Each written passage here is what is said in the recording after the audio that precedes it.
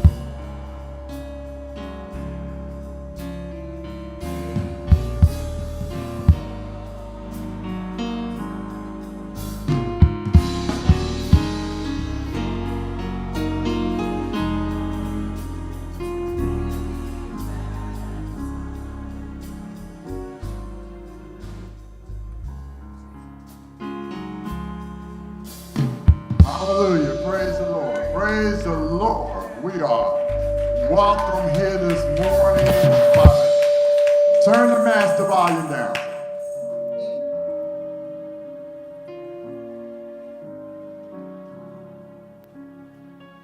All right.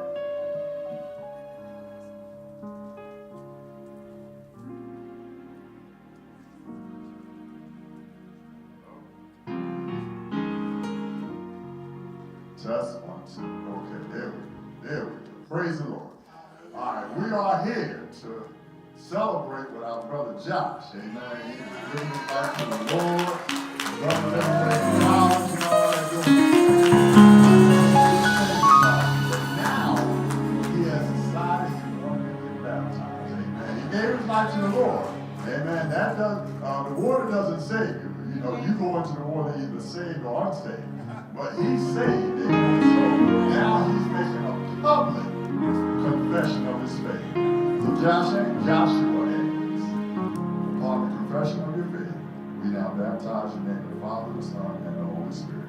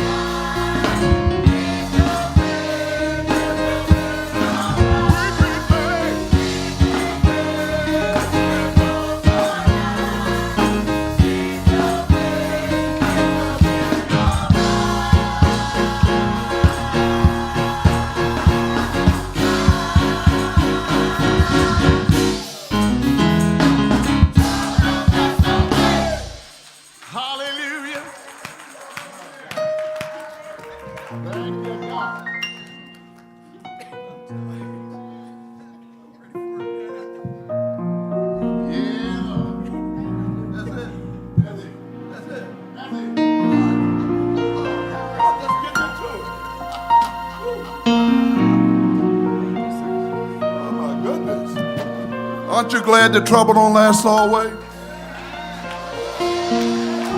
Oh, man. They said, no, no, no, trouble don't last always. I asked him, was that it? I was just getting into it, man. I was just getting excited. Amen, amen.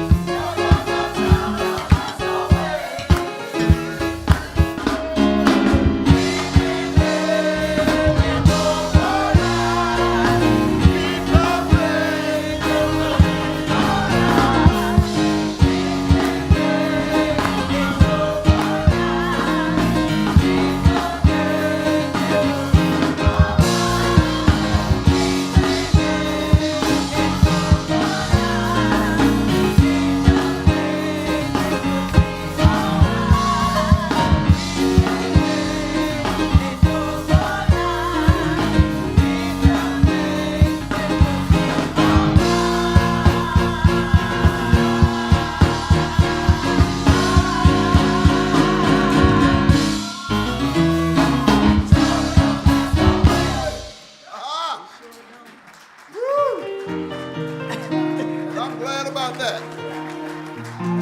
Yes, sir. And I'm glad about that. Yes. Trouble don't last always.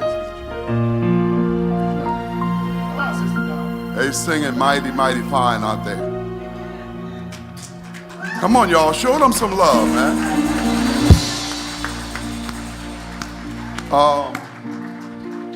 I thought I saw a couple of empty seats up there. Let's see. There's a whole row back there. Make sure. There's a whole row back there. There's a whole row back there. And God usually provides, and He usually answers my prayers. Yes, He will. And I'm praying that God would touch someone's heart, that you can get your practice in on this side of Zion. Because when we get to heaven, how many of y'all know we really going to sing? We're going to worship. We're going to praise Him. You may as well come on and get your practice in now, man. Can we thank God for our Sunday choir, man? Amen, amen, amen, amen. And can we be in agreement that it's going to grow? Am I right about it? It's going to grow. It's going to grow. It's going to grow. It's going to grow. If you're out there and you're listening, not just you here in the congregation, but those of you who are sitting home by YouTube and Facebook, y'all hear me calling out. It's time. It is time. The Bible said, forsake not the assembly of the saints. It's time. Let us get about the business of God. Am I right about it? Amen. It's time to get busy up in this place, man. We thank God one more time for being Jesus. Amen.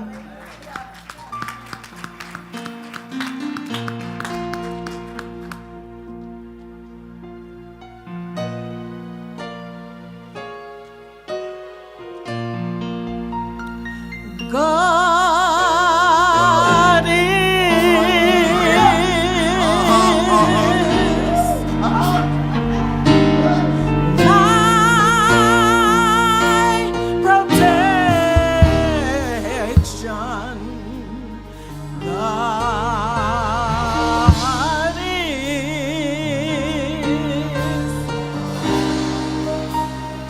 my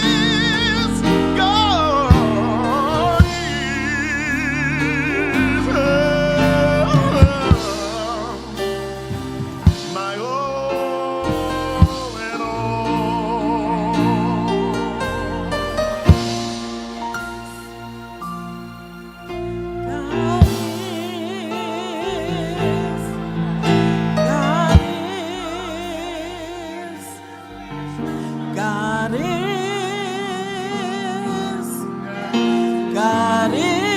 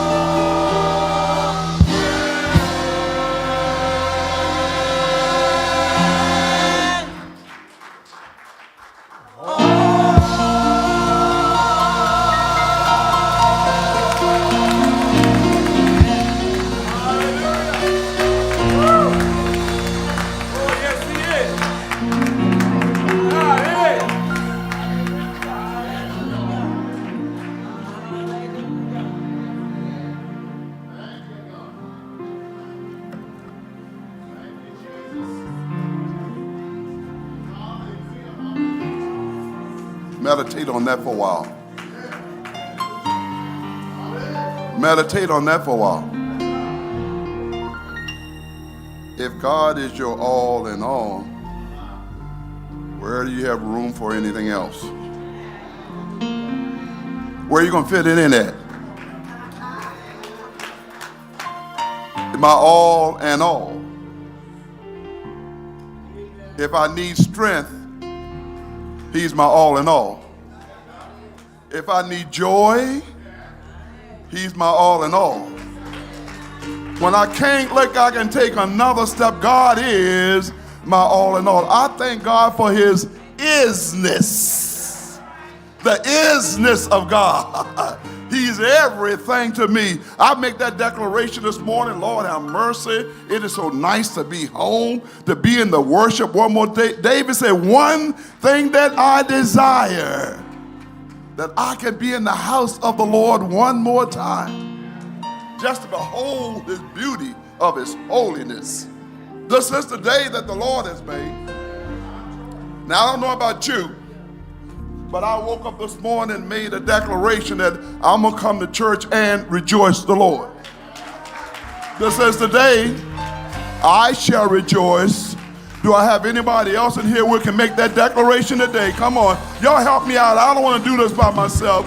Did anybody come out? If you didn't come out, make that declaration now. Say, I'm going to rejoice the Lord today because he's been good. You got to admit he's been good. He's been worthy. He's been merciful. He's been kind. He's been blessing. I will. It's a declaration. If I don't feel good in my body, I'm still going to rejoice. Everything may not be going my way, but I'm still going to rejoice. Why? Because he's worthy. He is worthy. He is worthy. He is worthy of all the praise. Oh Lord, it's good. I don't know about y'all. I don't know about y'all. I don't know about y'all, but this. And you know, I've been gone for it seemed like a month. Yeah, man, but you know what? It's good to be in the house of the Lord. Am I right about it? It's good to be around brothers and sisters with your own family. And why are they my family? The church is my family. You should be happy to be around each other. You know it's good to be around each other. Come on, y'all. We got a model. Loving God, and what? Loving one another. This is the day the Lord has made. It's good to be home. It is good to be in the house of the Lord. Amen. I'm gonna behave myself. Well, you're right. See, it wasn't a lie. It was a good thought, a good intention. All right. I'll do the best I can. Yo, I don't know about y'all. Enter into his gates with. Do you have anything to give God thanks for today? Give him some thanks. And into his courts with, can we give him one praise?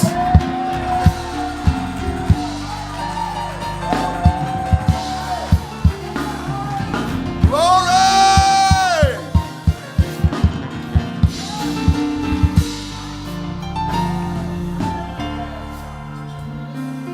Okay. It's not my time yet. Sister Tracy, it's your time. She was sitting there patiently waiting, but she don't know I saw her feet on the floor. She was patting her feet on the floor.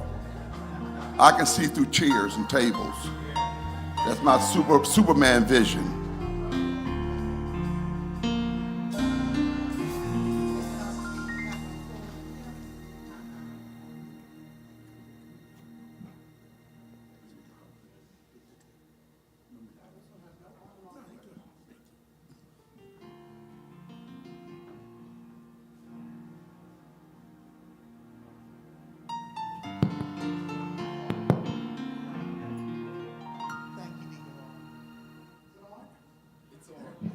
Something to say. Amen. Testing. 1, 2. Jesus. 1, 2, 3. Amen. Praise God this morning from whom all blessings flow. Amen. Hallelujah. That will try to be busy this morning, but I don't pay him no mind. Just talk to the hand. Okay. Amen. I'm sorry. Amen. Welcome back, Pastor. Thank you, Lord. It's good to be back. The Mount Sinai youth and young adults are collecting hats, gloves, socks, scarves for men, women, and children for this upcoming, I guess it's now winter, Yes. now through December 31st, so you have till the end of the month, there is a box in the foyer to collect your much appreciated donations. Thank you in advance. It's a blue box out in the foyer. All invited to Mount Sinai Missionary Baptist Church, 3079 Newcastle Avenue, 19720, second annual Christmas Ministry Fellowship. Amen. December the 13th from 2 p.m. to 6 p.m. That's this upcoming Saturday. All are invited. Amen. The theme is Unified in Joy. Philippians 2:2. Make my joy complete by being of the same mind, having the same love toward one another, knitted together in spirit, intended on one purpose, and living a life that reflects your faith and spreads the gospel, the good news regarding salvation through faith in Christ. Amen. That looks like it's an awesome event. It's into karaoke, some good, I know it's a good food list. A good food list. Decorations are on their way, get ready to be done. Amen. So we have a card, give it, and it shall be given unto you. Good measure, pressed down, shaken together, and running over. Luke 6:38. Justine Stallings DeShields and the Stallings family would like to thank Mount Sinai family for your calls, cards, monetary gifts, and love, and the most of all, your prayers during the passing of our sister and mom, Minister Millicent Stallings heirs. Amen. Praying the Lord blesses your giving heart in abundant measure. Thank you. May God continue to bless you, your caring heart. The Shields, Stallings family, love you. It's a beautiful heart. Amen. That was it. Pray for all those that are sick and shut in, those that are on beds of affliction, especially those that are going through this holiday season. It's not easy for everyone. Sometimes it's the first time. So remember to keep them in your prayer. Amen. Amen.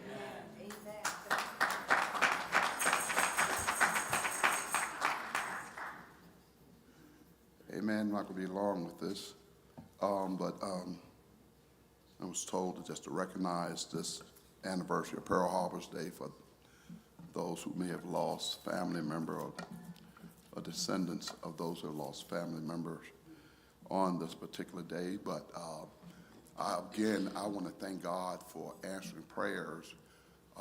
First, let us recognize or thank God for an awesome music ministry in the house of God this morning. Appreciate you guys. Been here for a while. And then we got my brother Charles over there. He's consistent. God bless you. Can we let's thank God? Amen. Amen. That must meant they love you, all that noise, man. I don't get all that. It's all good. It's all good. Amen. Amen. And then for this brave choir who's trying God bless them. Amen. Amen. Amen. Amen. Amen. And just to let you know, there is still room. There is room. There's room. And again, this coming home for Christmas this Saturday. And I thank God for the women's ministry and those who work with them, and Minister Simmons, and all those who are participating to make this for real. Church, this is about us. This is about us. I'm planning on being here and having a good time. I want to see you. I want to see, and this is a personal invitation to each and every one of you. Let us come together and learn even more how to love on each other. Amen. There's nothing wrong. Is anything wrong with loving on each other? Amen. Amen. Amen. I remember when I came here. And I remember when I came, I was broke, busted, beat up, wore out. Mount Sinai embraced me. They helped to work to heal me. And I recognized that day that this is a loving church. Amen. Yes, it is. Amen. However, there's still some work to do in that department. Am I right about it? You can be a loving church, but still need to know how to love. Amen. Amen. But we want to come together and love on each other. So please come out. Those of you by Facebook and YouTube who's listening right now, I haven't seen you for a while. It's time to come home. Come on home. We want to see you next Saturday over there. We're going to have some good old times. Amen. Amen. Amen. We really want to see you there. For those who have been bereaved, my condolences goes out to you. May God continue to smile upon you. And last but not least, I want to thank each and every one of you. I'm not going to begin to name names of who did what. But I thank you for all of the many acts of kindness that you showed me. And let me say, this is probably the best, if not one of the best anniversary I've had since I've been here at Mount Sinai.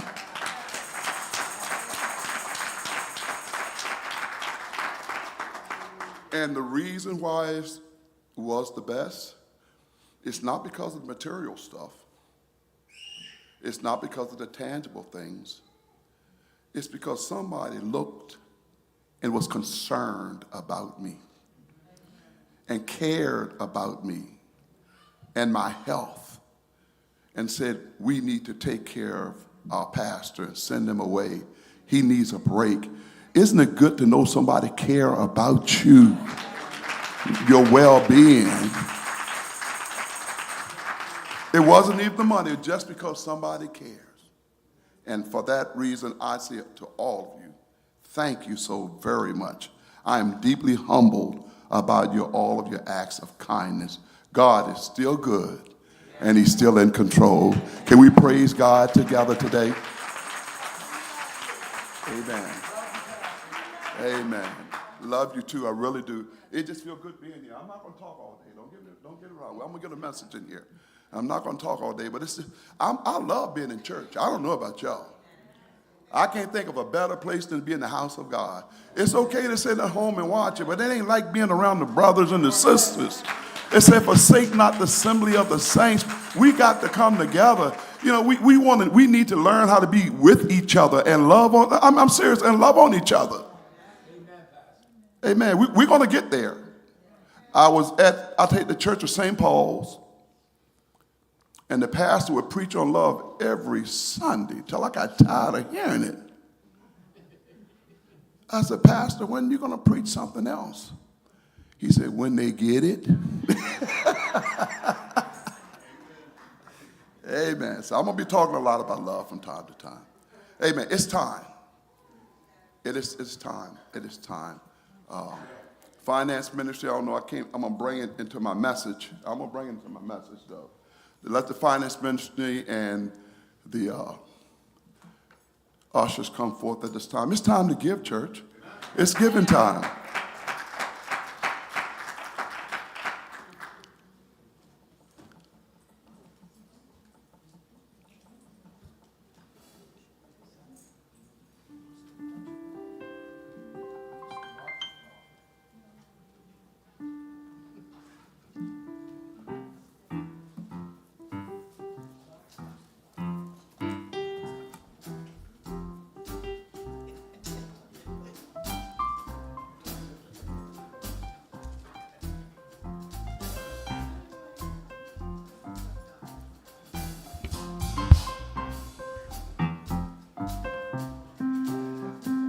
It's all right. And deacons.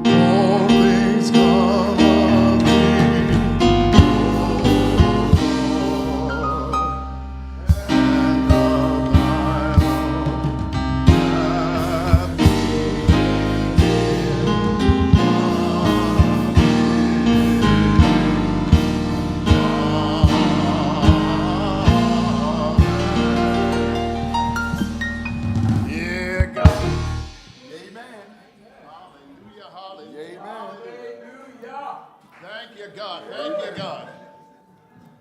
Thank you, Jesus. Amen. He's worthy to be praised. Yes, he is. Thank you, God. Glory to God. Hallelujah.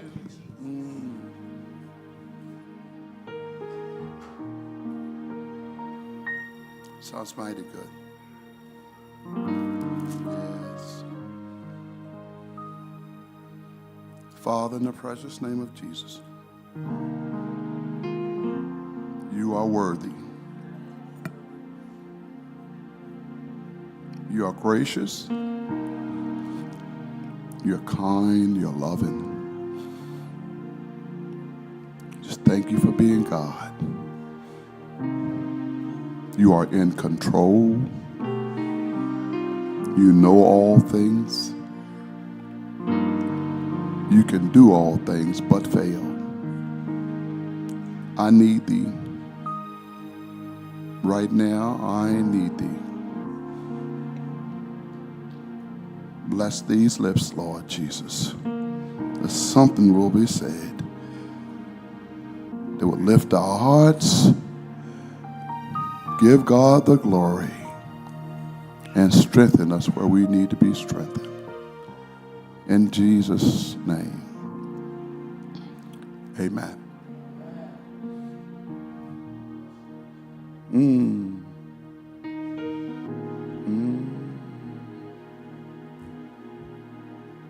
I feel beat up every time I get here.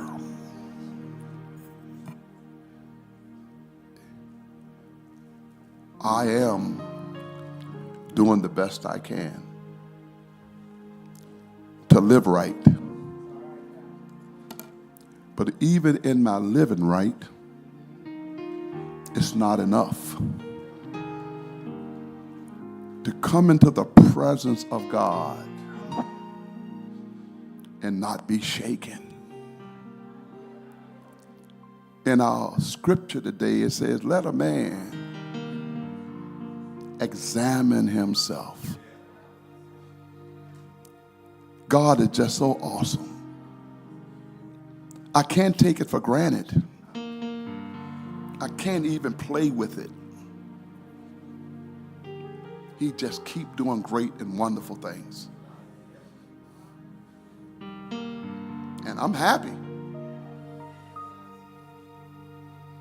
So Mount Sinai.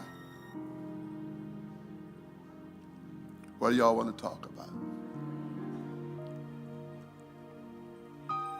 Goodness of Jesus. If you need something to think about today,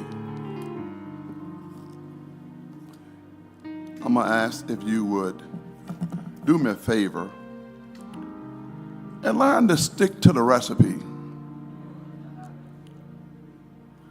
There are 66 divine recipes in this book for salvation, for healing, and for productivity. Stick with the recipe. Do not let the enemy comes in and put poison in your soup. The Bible said that while they were sleeping, the enemy snuck in and sowed weeds. This message is about us being alert to the word and the will of God,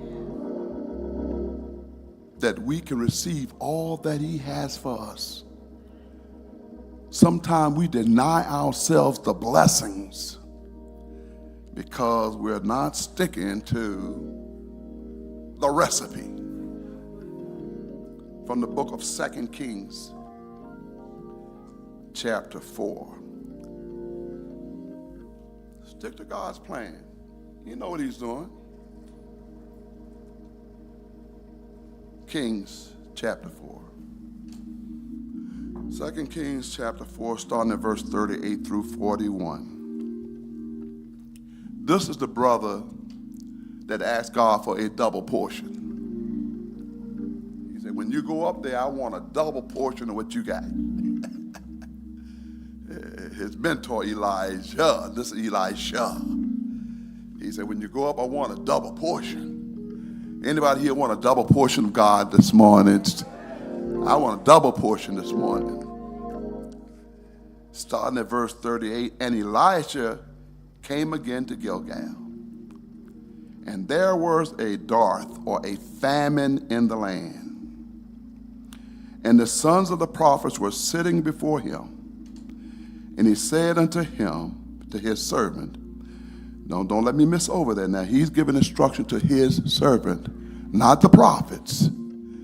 This is the guy who came with Elijah, his right-hand man, his cook, his bottle washer, pot cleaner. And he said to his servant, set on the great pot and seethe porridge for the sons of the prophets. And one, now listen, he only gave instruction to his servant. But verse 29 says somebody just took it upon themselves. And one went into the field to gather herbs. He went for one thing. He went into the field to gather herbs, but he found wild vines and gathered thereof wild gourds, his lap full, and came and shred them into the pot of porridge. For they knew them not. He brought something back. Nobody knew what it was, but he stuck it in the pot anyhow. Nobody told him, go get it. He just took it on himself to get it, bought back something. Nobody knew what it is, not even him. He sliced it up. Nobody told him to put nothing in the pot.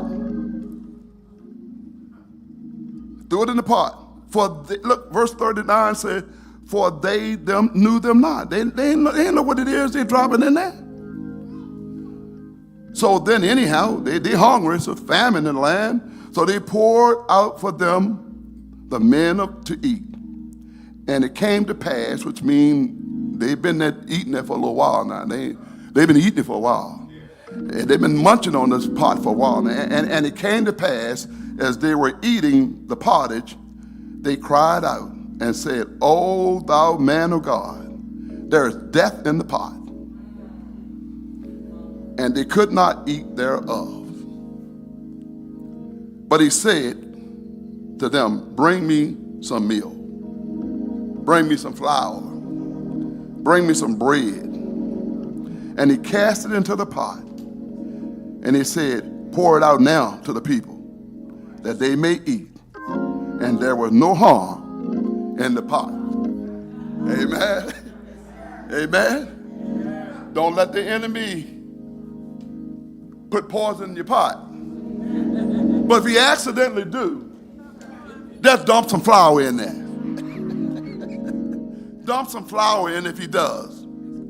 Just dump a little flour in it. Amen. It would appear here in verse 38. We are told that Elisha had gone to Gilgal. The Bible said again, and it appeared that he wanted to have a round table discussion with the sons of the prophet, because Elijah was like the dean of the school, the prophet school. He was like a dean. The Bible even tells us what it was that he wanted to talk to the prophets about. The Bible tells us very easily, said the reason he went to them, because the Bible said because there were a famine in the land. And note this now, see, we can't take it for granted that he's talking about a physical famine, even though it was a physical famine, because over there in Amos chapter 8 and 10, Amos chapter 8 and 10, it says that, and it should come to pass in that day, said the Lord their God, that I will cause the sun to go down and at the moon, and the darkness of the earth will be clear. And no, it's not 8 and 10.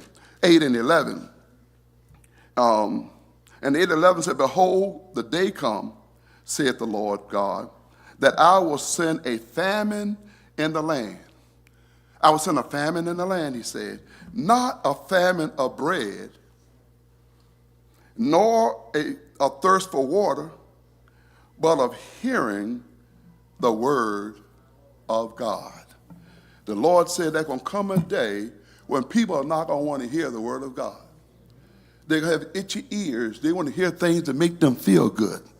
He said it's going to come a day, and Elijah went to talk to them about this famine in the land. God had told the people, because what had happened, not only did he tell you why he went to talk to him, he also tell you what caused the famine in the land. The Bible tells us to the people that if you depart from me and go after other gods, I will close up heaven, and there would be no rain, and the ground would be like iron. You ain't going to be able to grow nothing. God, and this because, and Galatians 1 and 8 said it a different way. He said, even if we or any angel from heaven should preach a gospel other than the one that we preach, let him be accursed. And what all this is about is the reason why Elijah goes to the school of the prophet is to try to help them to understand their responsibility, to help you and I understand our responsibility, that we have a job, a responsibility for those who know to get out and help the people to understand the spiritual reason for their social dilemma. We need to help them to understand why they're going through. Because whatever you're going through physical is attached to something spiritual. And they had a job to understand that the reason for the spiritual reason for their social dilemma, and here, in this case, the agricultural dilemma. Because the people, like you and I, it's hard for us to want to automatically make the connection between the rain and our relationship with God. It's not automatic for you and I to make the connection why there is no rain in our lives and our relationship with God. Let me say it again. Sometimes we don't connect how we live with what we don't have. Sometimes it's hard to connect what's going on in your life with your spiritual relationship with God. Am I right about it? We got to understand that all this extreme chaos and all this division in the country and sitting on the verge of civil war knocking our door, the stuff that you see on CNN and MSNBC and Fox, and it has to do with a famine in the land. It has to do with receiving a lack of word. How do we know when there's a famine in the land? How do you know that there's a famine in the land or in your life? When there's a famine in the land or in your life, there is a wanting, a desire, a craving. And no matter how much you get, you can't get no satisfaction. I just can't get no satisfaction. I tried and I tried, but I just can't get no satisfaction. When I'm walking down the street, I just can't get no. We mess around and we go to all the conferences and we look at all the times and the meetings we go to and the efforts that we take and the gathering, the complaints, the marching in the street, but still there is no satisfaction. And the reason is because there's a famine of the word of God in the land. Nothing seems to work anymore. Look all around you. Food prices out of control. Folk ignorant all get out on the street for no reason. You can't get no satisfaction. Nothing works, and nothing seems to fix it. Because they have not made the correlation between their social, economical, and personal starvation and their spiritual departure from God. From God. This thing has affected our lives. Not just our lives, but also our culture. Am I right about it? And until that connection is made, you will not be satisfied. But not just the world. Look at that. It was the prophets. Even the prophets of God was hungry. He went there because of the famine in the land. It wasn't just the outside world. The prophets were saying, we're hungry. Elijah told them, go make a pot, because they were sitting there and didn't have no food. What am I saying, church? Elijah giving us an optic lesson. It ain't always on the outside that we can have a famine. Sometime in the church there can be a famine here. We're walking while we ain't happy. We're wondering why our head is let down. We don't recognize the God that we have according to power that's on the inside. The Bible said, be it unto you according to your faith. You got to know who you are in God. You got to know where your joy comes from. You got to know where your peace comes from. It comes from Jesus. But if you ain't bringing no word in, you can't recognize all that God is doing. You'll let the enemy come in and sowing poison in your pot.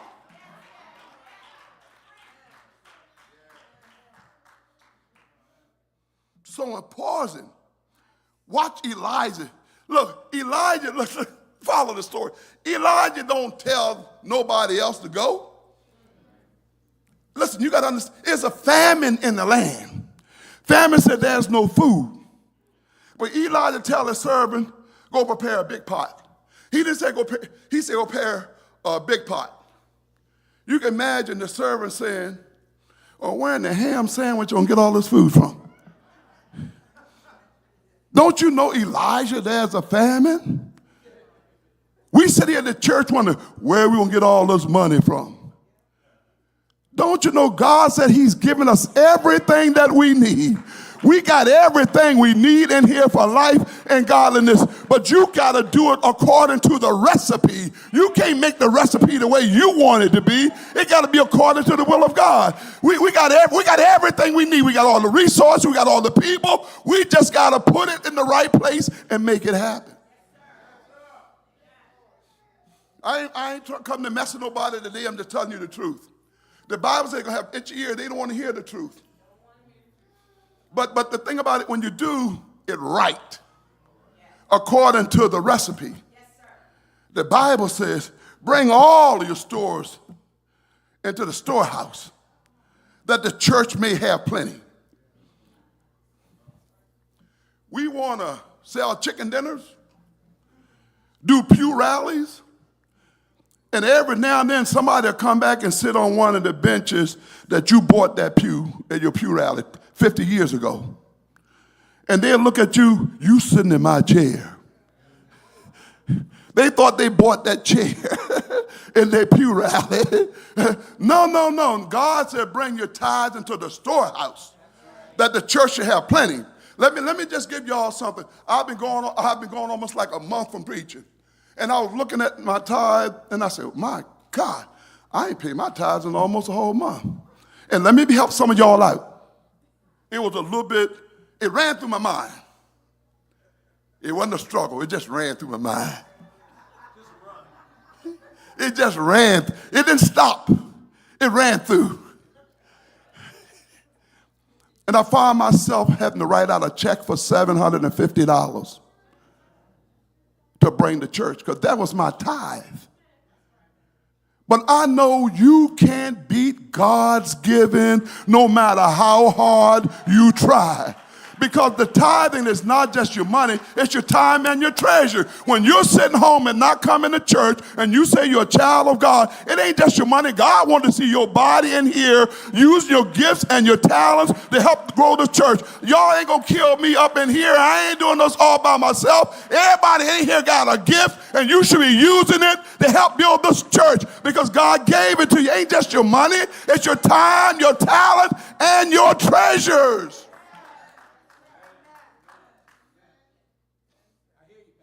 I know I'm right about it.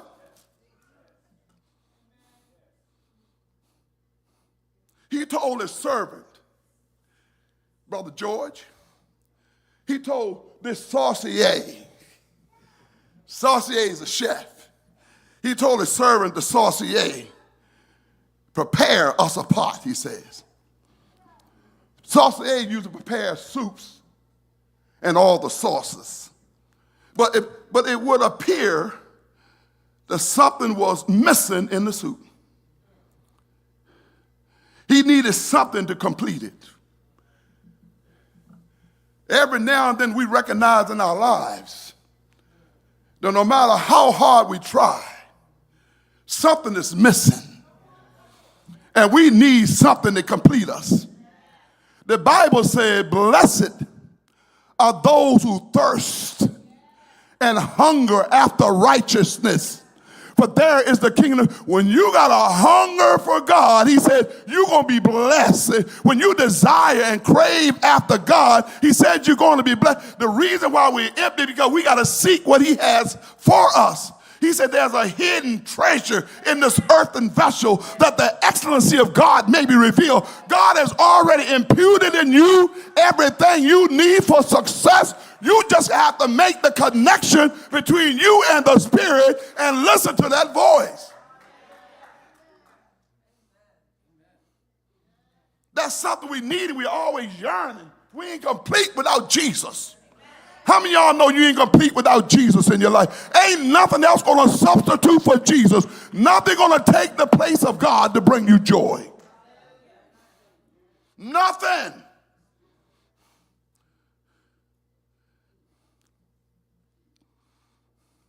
He calls one of the other sons of God, or his servant. He was a prep cook, to help him out. The prep cook was told to go out and gather herbs to go out and gather herbs to complete the soup. But Elijah wasn't the one that told him go get it. Go look at the scripture. Elijah never told him to go get any herbs. He told himself to go get it. Elijah didn't call. See, some are called, some just went, and some are gone. God ain't called you. You'll step into a place where you don't even belong. See, God didn't tell you to do it, but somebody saw the soup, and it wasn't good enough. They want to add some extra flavor to it. They want to make it a little bit nicer than what they thought it was. So they want to put their little spin on it. Don't you know God don't need your help in taking care of his business? He don't need your help. See, sometimes we'll go outside and we go to different churches and we see all this other stuff that ain't got nothing to do with God, and we want to bring it back into the house of God and bring poison to everybody. But see, God don't need your help. He don't need your help. Verse 9 says he went out. Look what he said. Look, he went out to get herbs. Look at verse 39. Just look at it. A double-minded man is unstable in all his ways. First of all, he wasn't even called to go out. Second of all, he took it upon himself to go out, which may have been good. The Bible says he went out to gather herbs. Then there's another word right after this said, and. You see it in your Bible? He went out to gather herbs and. Why we always got to put an and with God? Why can't God just be God all by himself? God and something else.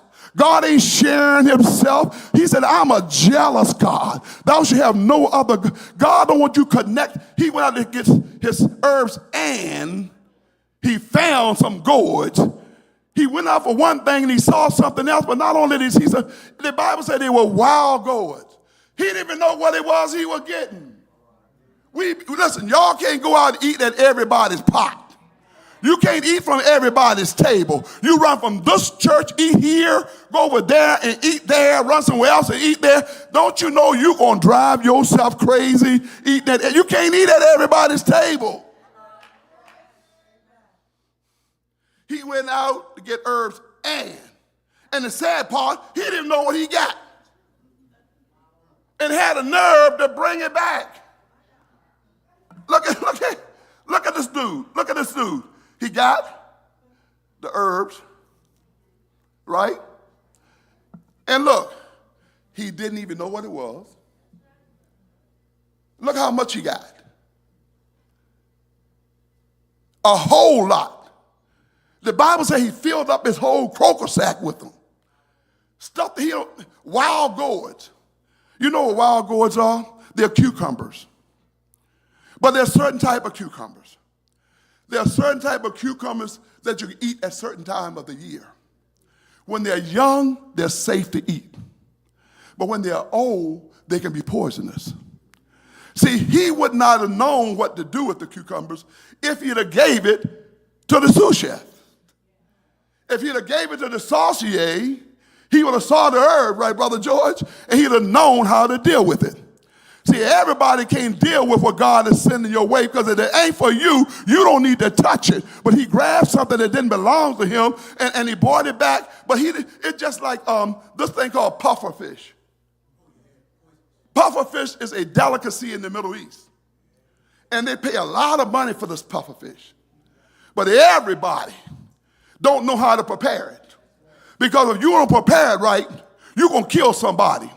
All I'm saying, whatever you gain out there in the street at them conferences, if you don't lay that thing before God and give it to the master chef, you got to give it to the master chef. Let the master chef take that thing because he's the only one who knows how to fix it up.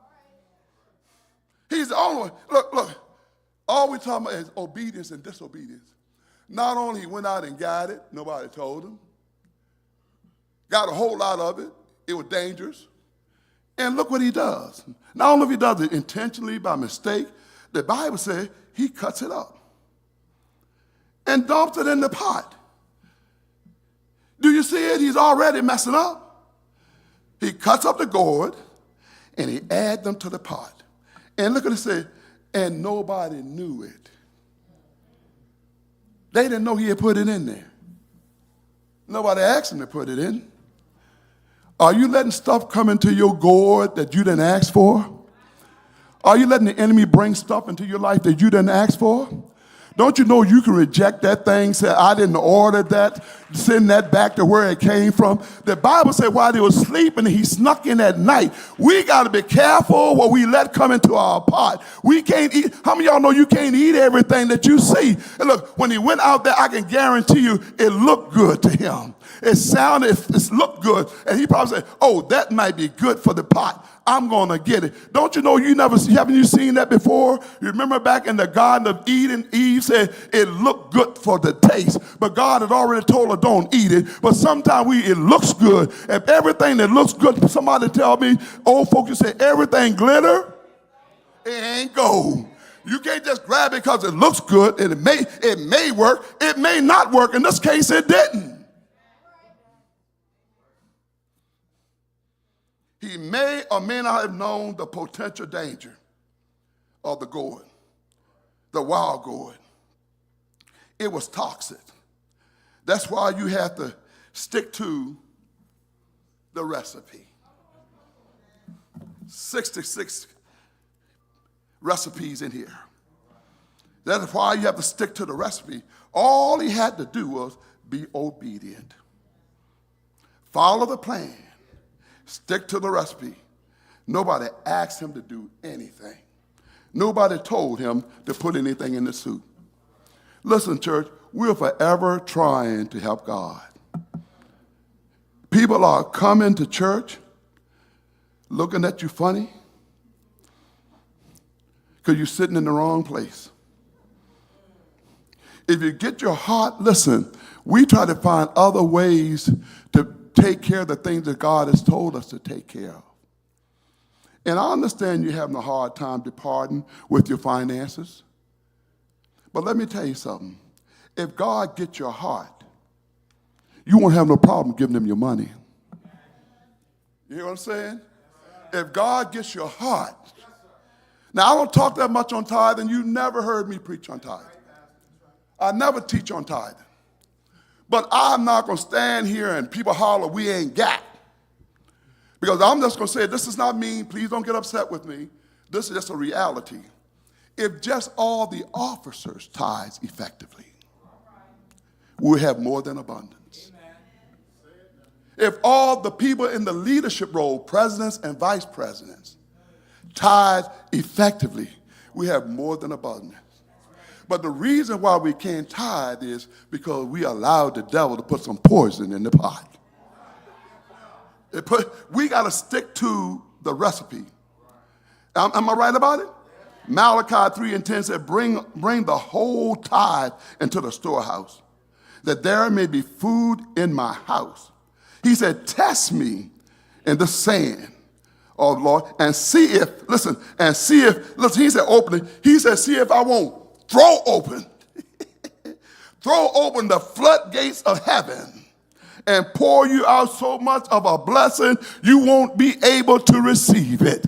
And guess what? I can hear to tell you today, maybe we haven't tested him. Is anybody here, can we agree? The reason I know we haven't tested him because we haven't got that blessing yet that he poured out that we can't receive. Come on, let us get on board so God can open up the floodgate and pour out a blessing on Mount Sinai that we can't even receive.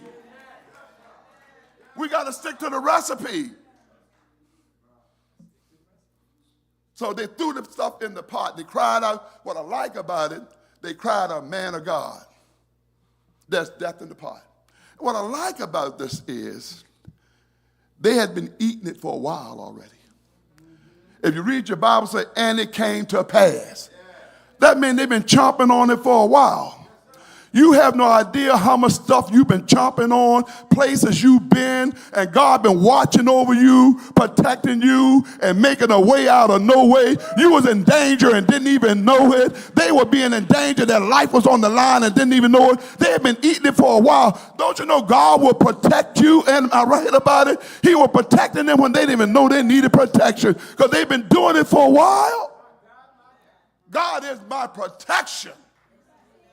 Am I right about it? And not only he's my protection, he's my provision. Because he said, we're in trouble. What I like about it, they knew who to cry out to. We don't always know who to cry out to. We'll tell a friend. We'll telephone. I'm going to leave it right there. But the person we should be talking to God. They knew who to cry out to. Man of God. Notice, they didn't they didn't cry out to the fry cook. They didn't call out to the prep cook. They did not cry out to the people who made the soup. They cried out to the man of God. They cried out to the master chef. They knew who had the miracle. Guess what? So what Elijah said, go get me some flour. You got to understand what flour is. This flour is considered very high in price and value because you remember there was a famine in the land. And they would take the grain and ground it up. Because what it's related to is a grain offering. And the grain offering was the most exclusive of all the offerings in the Bible. He said he took a grain offering to add it to the pot. And because what the Bible wants us to know is we can't be adding stuff to the pot that don't belong there. Stop adding stuff to the pot. You listen. Deuteronomy 4:2 says, do not add to what I command you, and do not subtract from it, but keep the commandments that the Lord your God give you. But look at verse 40, he says, and it comes to pass, meaning they've been doing it for a while, but the Holy Spirit has been watching over them and keeping them. And the Bible says, and they could not eat any longer. Now, here's the thing. Not only was the soup poisonous, and God corrected that, but they were still hungry again. What little food they had, they no longer had. See, because somebody came and messed up the little bit that they did have. So now Elijah's going to take the last little bit of oil and flour and throw it in the pot. And don't you know somebody probably spoke up, wait a minute, Elijah, the soup is already bad. Why are you going to take this last little bit of oil and flour and throw it in the pot and mess that up too? You got to understand, the man of God told him, go get me some flour. The flour had no natural properties of its own. It was just that the man of God said, go get it, and they had to trust him by faith. He knew what he was doing, even though they didn't know what he was doing. He knew what he was doing, but they didn't know what he was doing. He knew he was related to the flour and the oil that's related to in Leviticus 2 and 3. That was a grain offering unto God. Y'all remember Elijah before? When he went to the widow, and the widow, Elijah said, I want you to make me a little cake for me to eat for myself. And the widow said, Elijah, all we got is a handful of grain and a little oil. Elijah, remember what he saw that Elijah did. And he believed God for the same way, but only in a double way. And Elijah said, you got to trust me right here. All God has said, you got to trust me when you're in an impossible situation, that God can take the mundane things, the things that have no significance. But if God's hand is on it, he can make it work. It ain't about how qualified you are. It's about God qualifying you for the call. God can use anybody and anything to get the job done. Elijah said, just trust me in this. He said, make me a cake first. And she made him a cake. But before she made the cake, she started complaining, didn't she? He said, I only got this little oil and this bread. Elijah said, give it to me, I'm going to eat it first. Wait a minute, Elijah. I only got enough for me and my son. We're going to take it, eat it, and then we're going to go in the house, and we're going to die. Elijah said, I'm going to make some bread for you, but you got to give it to me first. Little become much when you put it in the master's hand. Elijah said, I need you to trust me right now. The Lord is telling y'all today, I just need you to trust me. Put whatever you got in my hand. Just put it in my hand. Let me tell y'all something. Church, I ain't never told nobody to go and take your tithes and pay your tithes and don't pay your light bill. Pay your bills.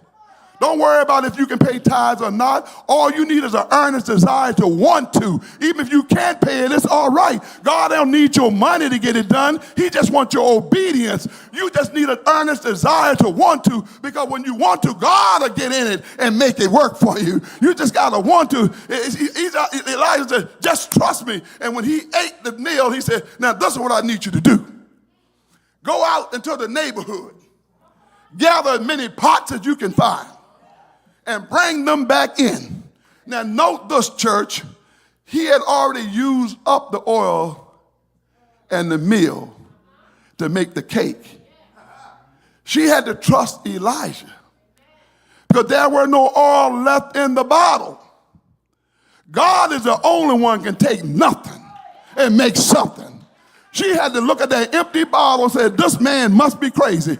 But because he is a man of God, I'm going to do what he tells me. They told Jesus, said, Jesus, you don't know nothing about fishing, but because of who you are and the stuff I saw you do before, I'm going to be obedient to you to do what you tell me to do. I'm going to cast my net out there. Even though I don't think you know nothing about fishing, I'm going to do it anyhow by faith. God is saying all you got to do is trust him by faith, and he'll make a way out of no way. But you got to trust him. The Bible says she began to pour oil, one container after another, from an empty vessel. Fill me up, Lord. Feed me till I want no more. One vessel after another until they was all filled. And I believe that woman looked back and said, my goodness, why didn't I get more? You can sometimes limit God and limit your blessings because you're not obedient. Bring it to the storehouse.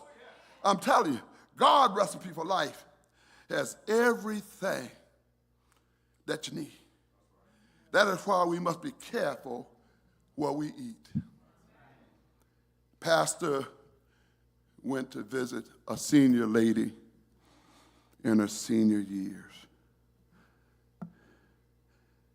And he went there to talk to her, to encourage her. And her family was saying that, well, we're going to get mother and we're going to bring her out and that you can talk with her. And while they're back there getting mother together, he saw some peanuts on the table. And he began to eat some of the peanuts. And by the time they brought mother out, he said, oh, mother, I'm so sorry. I seem to have eaten all of your peanuts. And mother said, it's okay. Lately, I haven't been able to chew peanuts because I have no teeth. All I've been able to do is suck all the chocolate off of them and put them back in the plate.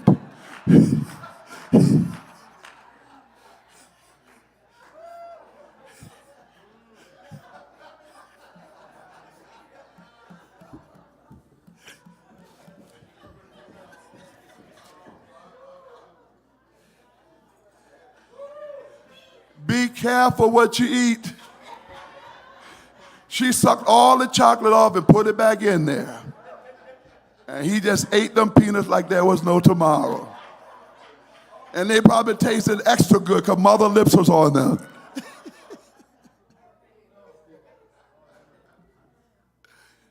Here we see God in his mercy.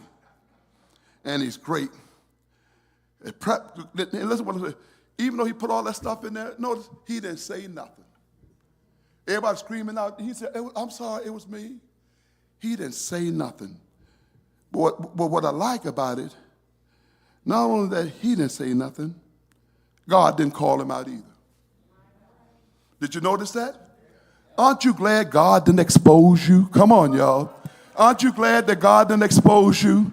Amen. Amen. Y'all can be honest. Y'all can look at me if you want, but you know you done some stuff that you don't want everybody in the church to know about it. And God covered you. He didn't tell everybody. He didn't tell your business because you know you can't tell everybody your business. It'll be all over town. But God did not expose you. He didn't expose them. All he did was put it together to fix them. And what I like about it, when he did get the pot fixed, not just the prophets ate. The Bible said they all ate.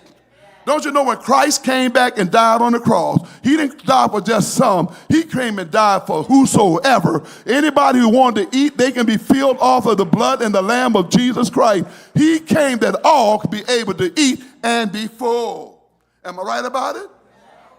Aren't you glad that he didn't let you off? That and see, but what I like about it, not only did he was the protection, but he was a healer. How many of you know that God is still a healer? Is he a healer in your life? He was healing their life. He was saying, God, he said, there's poison in the pot. They were sick. They had gotten sick from it. But even though they were sick, God healed them of the. Now, see, he didn't touch them. He fixed the soup. So the first pot they fixed was bad because they bought stuff in from the world. But the second pot, when God put the flour in, they ate again. See, they had one meal, and that one meal got them bad. But then they had a second meal, and that second meal healed them.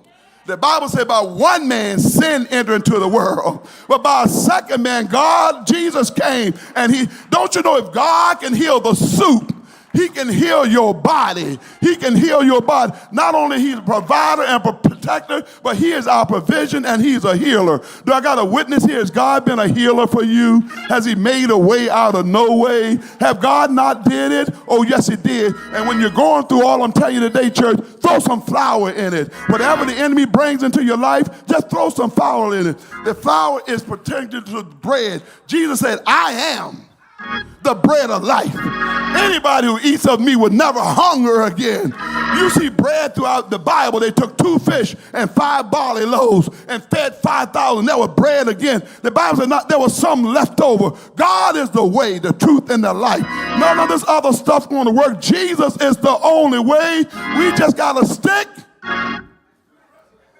to the recipe. Stick to the recipe. And even if evil sneak in, even if you sneak in, God's transformative power can change danger into deliverance. How many of y'all know that? Even if you sneak in, and not only will he change danger into deliverance, he said that all they ate, there were no more famine. Stick to the recipe. Watch out what you eat. But church, you can't fix it until you first face it. Am I right about it? So no matter what other people do, God's word is still working. How many of y'all know his word is still working? It's still working. Just add some flour. Regardless of what happened in the Middle East, y'all need to know God's word is still working. No matter what the doctors say, how many of y'all know God's word is still working? Tell somebody that the blood still works. I've never lost its power. How many of you know the blood has never lost its power? The blood is still works. I'm not ashamed of the gospel. It is still the power of God even as unto salvation. God is inviting you today to come and sit at the table. Because when you come and sit at the table, you're going to find joy. When you sit at the table, you're going to find peace. When you sit at the table, you're going to find happiness. He's calling you, come and dine. The master's calling, come and dine. He is calling you to come and be blessed by the bread of life. He said the blessing, he said he blessed the bread and the cup and was given to all of them for them to eat. And even though there was one in the pot trying to spoil it, Judas Iscariot, remember that?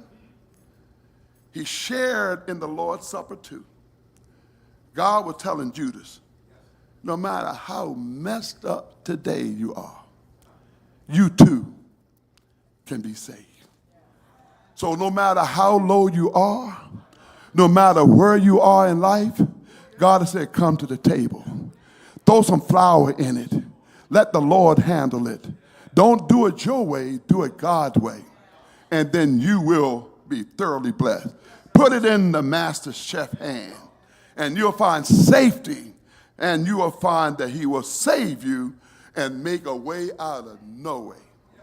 Won't he do it, church? Won't he do it? Won't he do it? He said, come unto me, all who are laden and heavy burden, and I will give you rest. Stick to the recipe. Don't let the enemy comes in and put poison into your pot. Because if you do, just throw a little flour in there. Throw the word of God in there. And he'll make a way. Am I right about that? Will you receive it?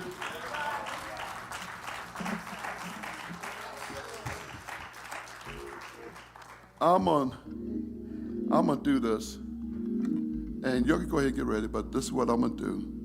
And this is nothing negative. I'm gonna talk about doing it God's way,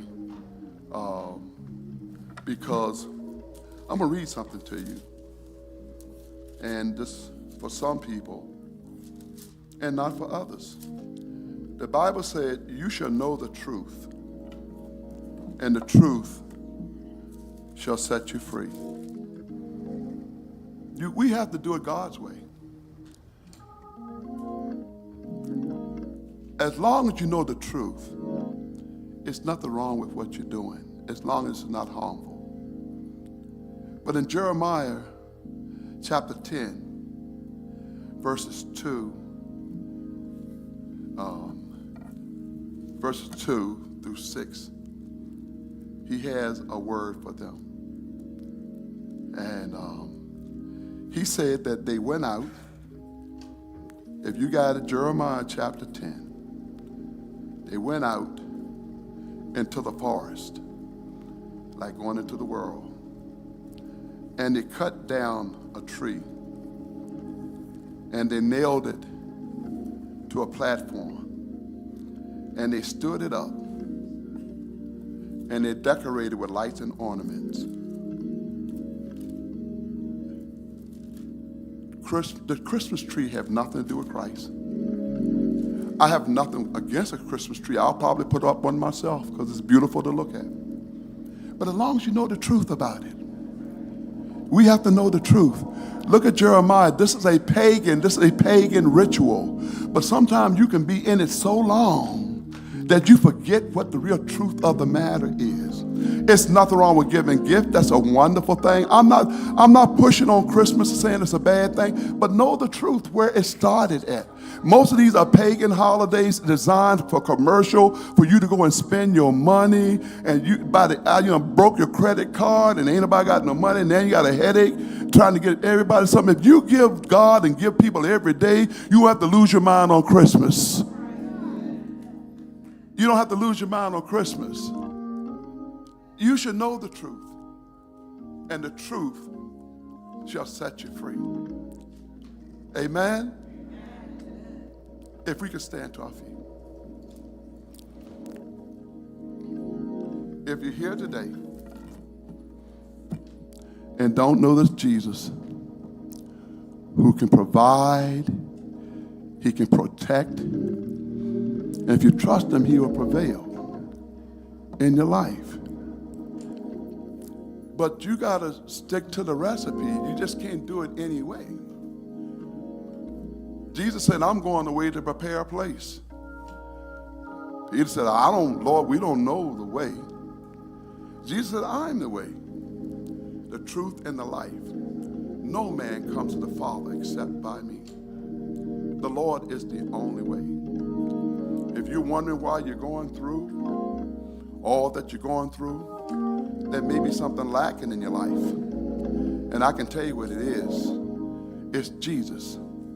If you want peace and tranquility in the midst of all this turbulence, give your hand to the Lord today. I'm not saying all your problems are going to go away, but he will give you peace. I can guarantee you that. He will sustain you in times of trouble. I guarantee you that.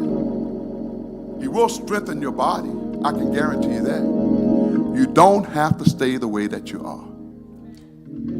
Would there be one today who want to come and give the Lord your heart? Would there be one? Would there be one? Would there be one? If you need special prayer, we invite you to come. Would there be one? If not, come on, if there's one, it's okay. If it's one, I don't care if it's just one. Come on up. Get up here at the front bench. Come on, y'all. This is what it's really all about anyhow. The Lord knows, and He cares. He's in control.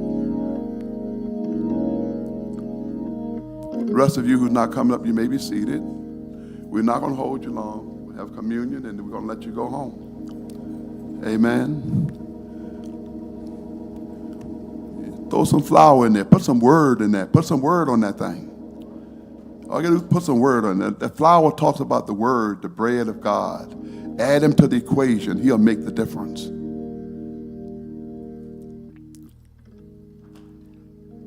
Whatever it is that's on your heart, put it before the Lord.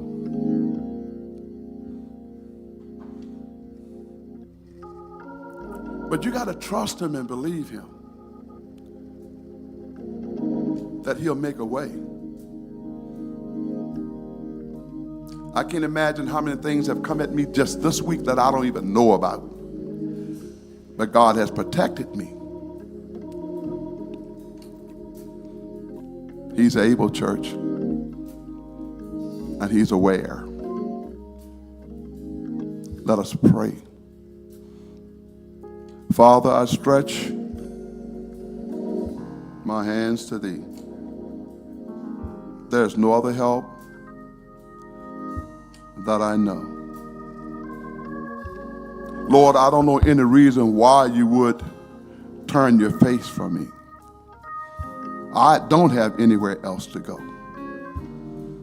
I'm calling on you, Lord, because I come to know you as a heart fixer, a mind regulator, a burden bearer, and a heavy load sharer. I come to know you to be my bridge over troubled waters. Come to know you, Lord, to be able to be my way maker when it seems like there is no way. Come to know you, God, that when I am weak, then I am made strong. God, you just keep doing great things over and over and over again. So here we are, Lord, one more time.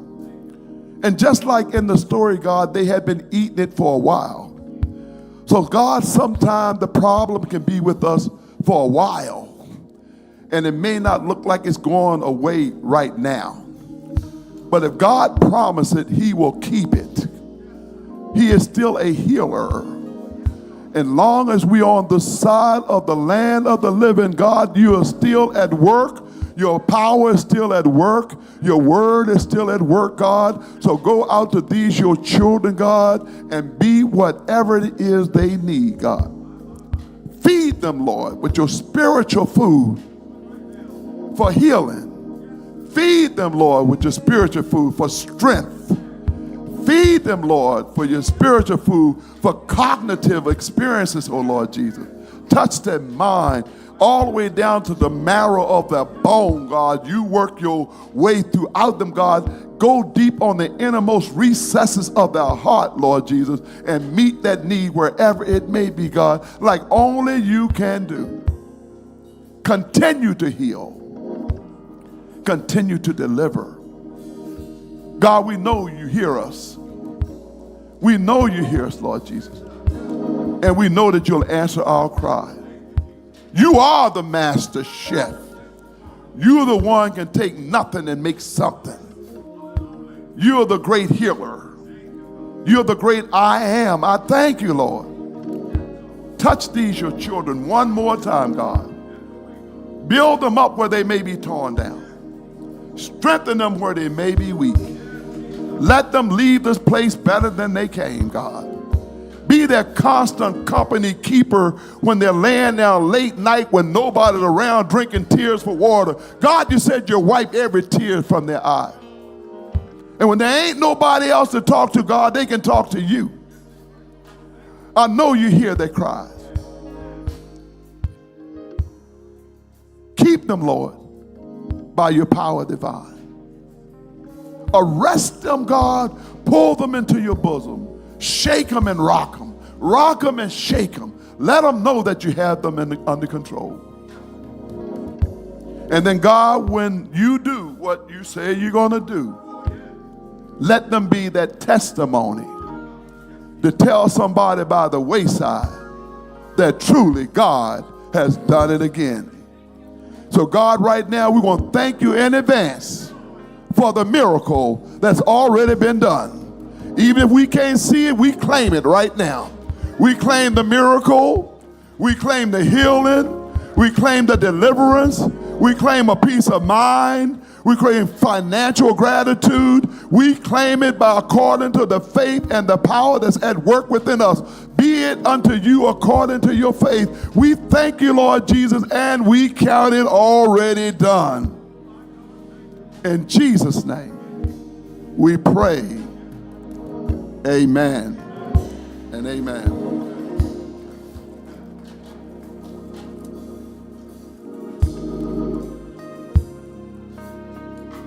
Dear Jesus,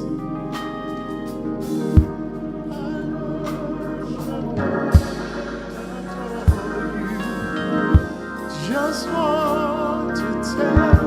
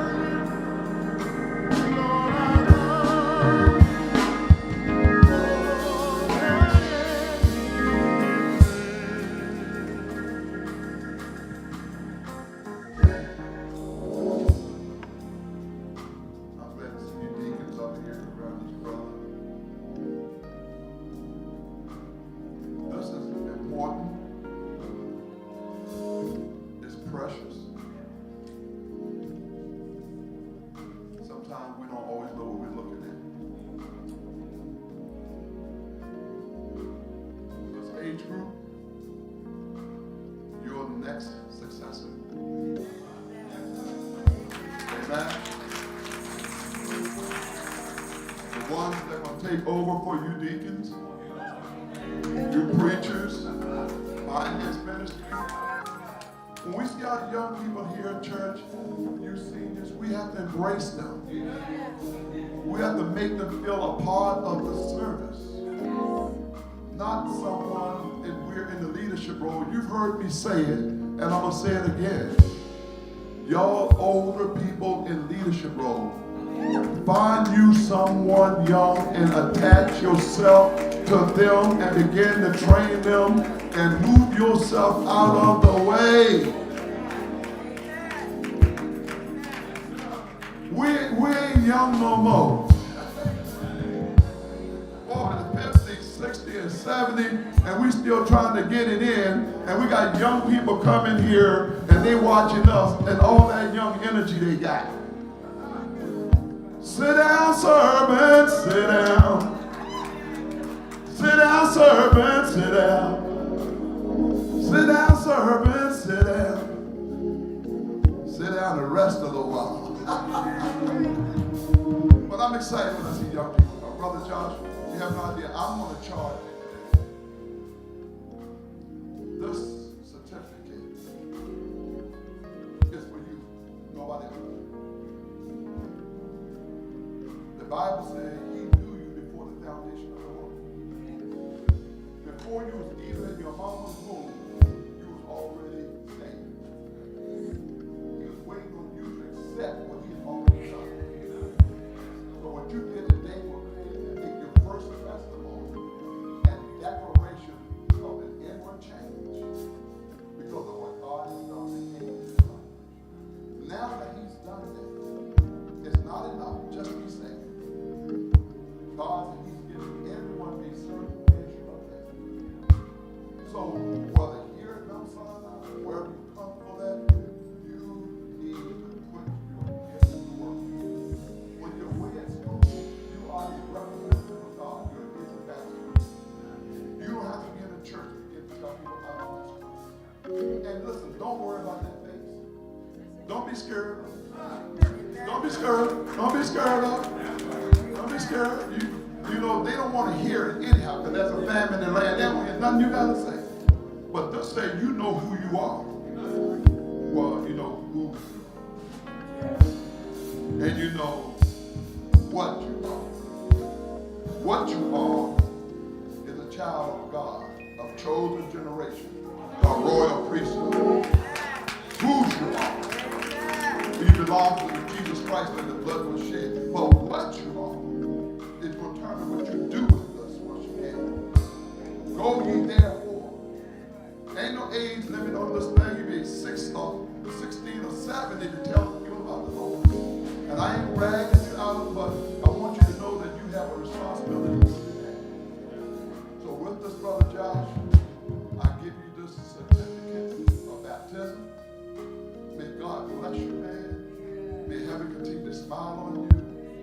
And whatever you do, not only don't be afraid of them, don't be afraid of yourself.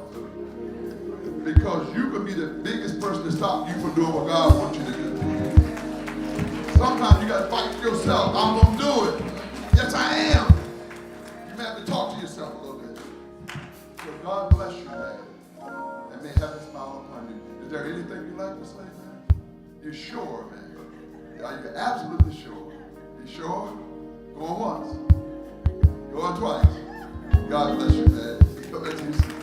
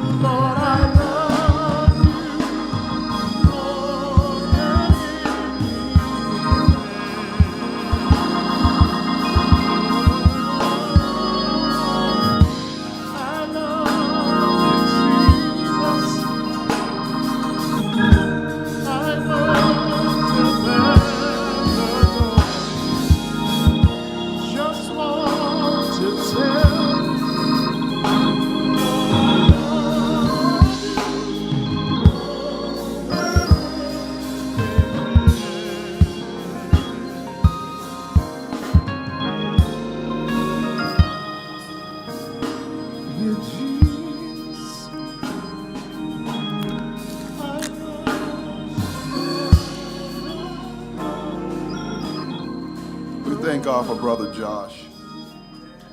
Amen.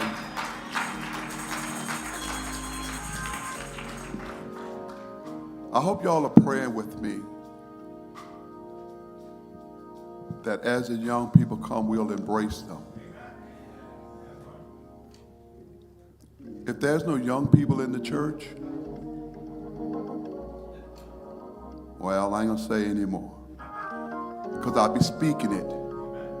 We're going to declare that God's going to have a full church a full complement of all ages. Amen. Life and death is in. Are we ready for the church covenant? By what common and gracious experience did we enter into spiritual fellowship and covenant relationship with God and with one another?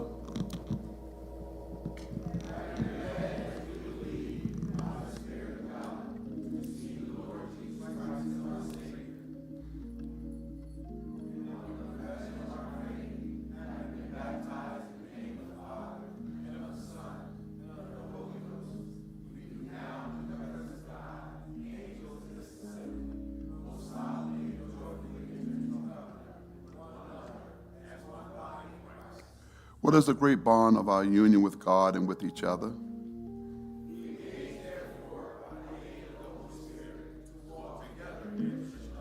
What are our great privileges and duties in this our own church?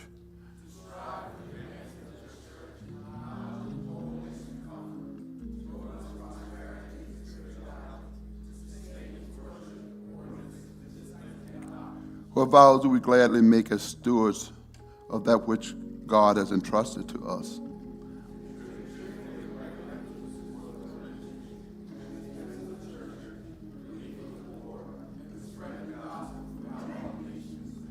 For the sake of our home and loved ones, what gracious task do we humbly assume?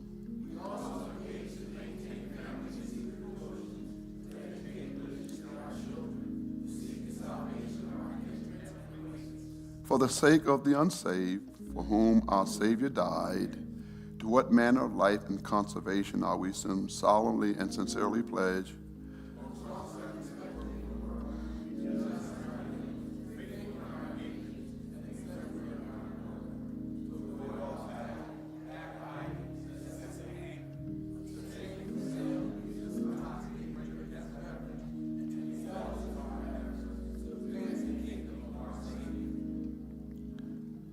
Faithful in our engagement.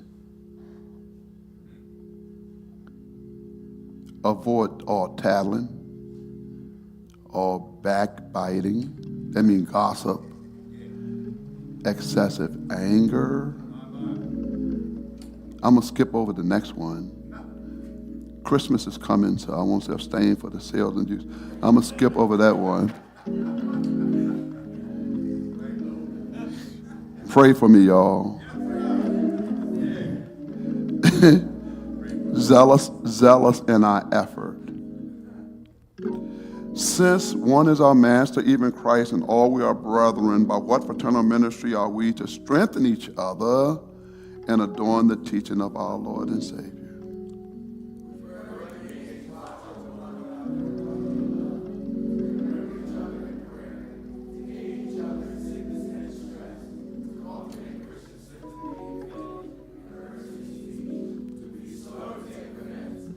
Always ready for reconciliation, mindful of the rule of our Savior, seek it without delay.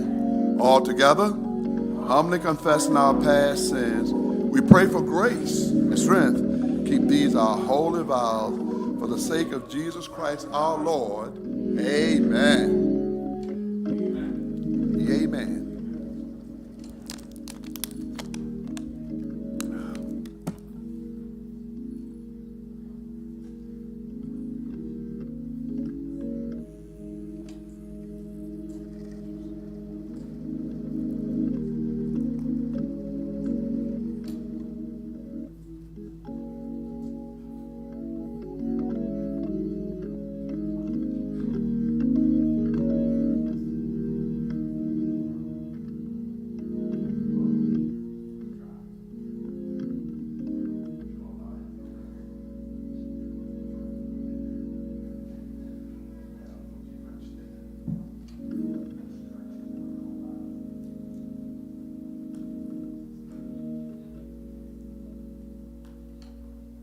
Bible says we are not to rush through this thing. We'll have a deacon find a scripture and want to be ready for a prayer.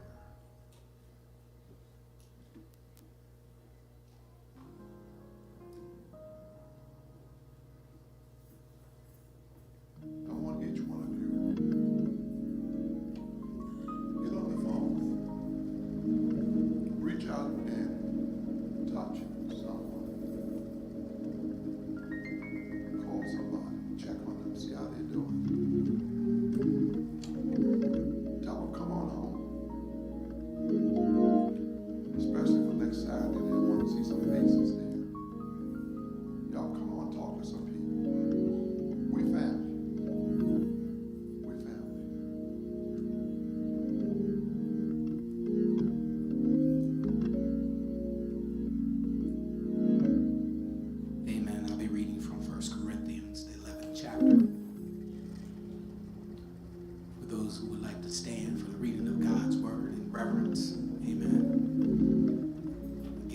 Corinthians, the 11th chapter.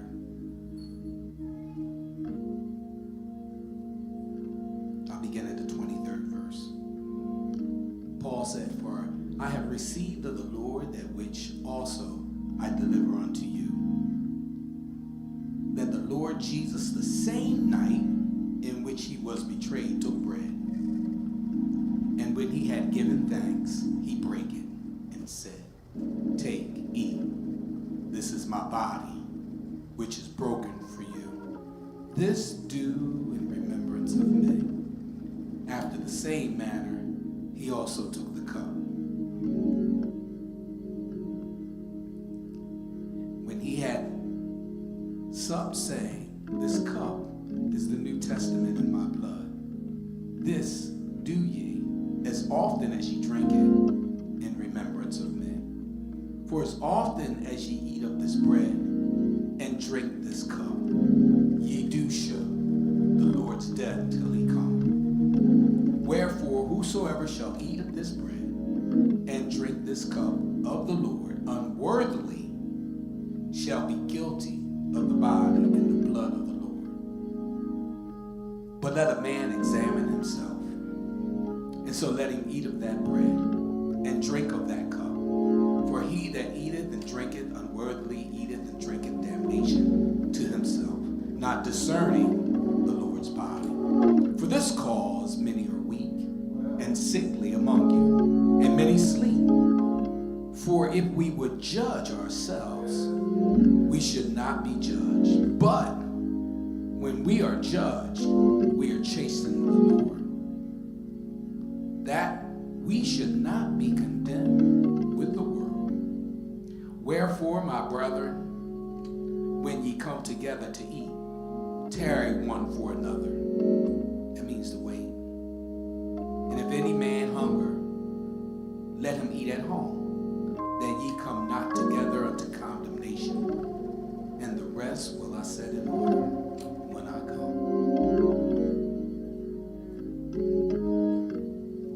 Let's look to the Lord.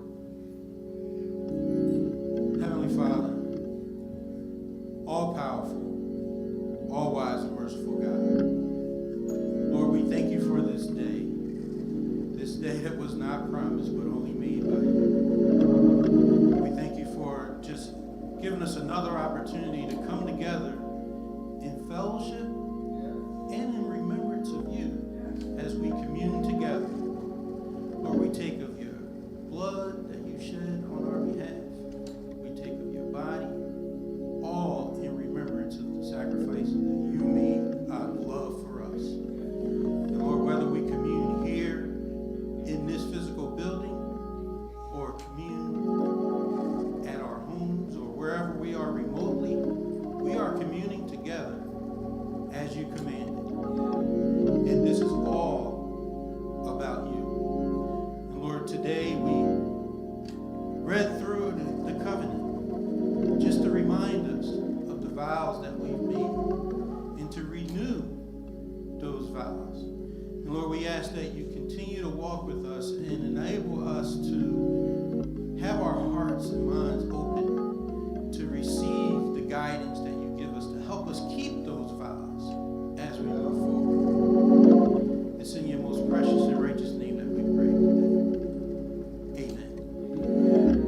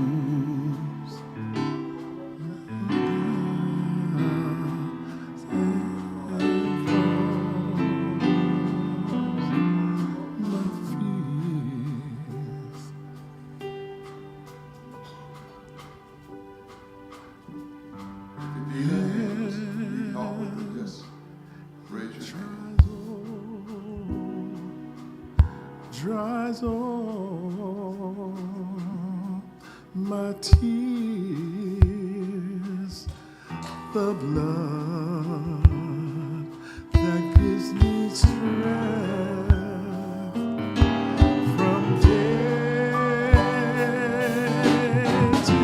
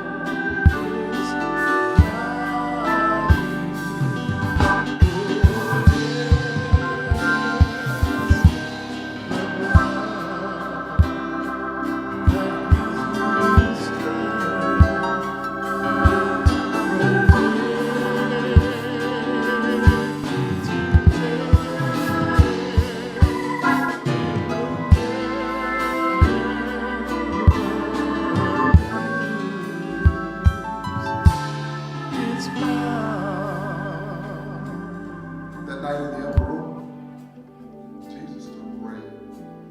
He broke it and said, let us eat.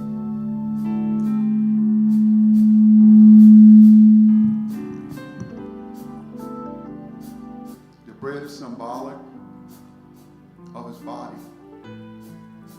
remembering what he did. He was bruised for our iniquities, whipped, beaten.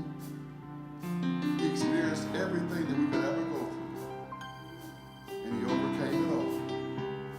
He did it for you, and he did it for me. He said, when you eat the bread, do it in remembrance of him. He didn't have to do it, but he did. Likewise, he took the cup. He said, this is my blood. It was shed for the remission of your sin. He said, let us drink. Do this in remembrance of me. He said, whenever you eat this bread, drink this cup, remember what he done on Calvary. We thank God for his strength. Thank God for his deliverance. We thank God for the shed blood.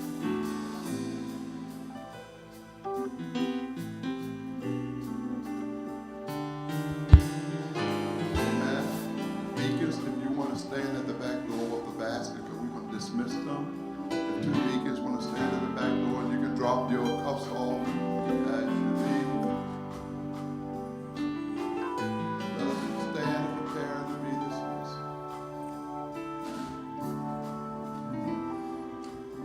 I wasn't there, but the Bible said they sang hymns and they sang psalms. So there must have been some joy going on that day as they left the Mount of Olives. We're singing in our hearts because of what he's done. God, we thank you for the shed blood that cover all of my sins, past, present, and future. And now may the grace of God and the sweet communion of the Holy Spirit will forever remain with all of your children, now and forevermore. And those of us who love the Lord, won't you say amen? Say amen again. One more time with the Holy Ghost. Amen.